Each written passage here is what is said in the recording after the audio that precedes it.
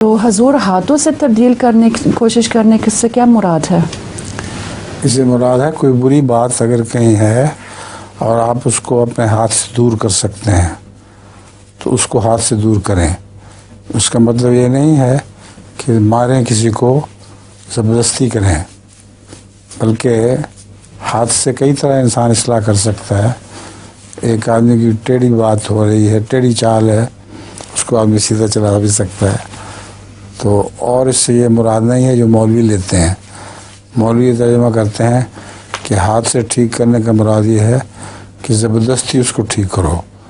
चुनांचे औरतें जो पर्दा नहीं करती उनके चेहरे पे चपेड़े मारते हैं कि देखो बुरी बात है और हमें रसूल सल्लल्लाहु अलैहि वसल्लम का हुक्म है कि हम हाथ से ठीक करें। ये बिल्कुल दुरुस्त नहीं है, कि झूठी तावील है, झूठी तावील की है।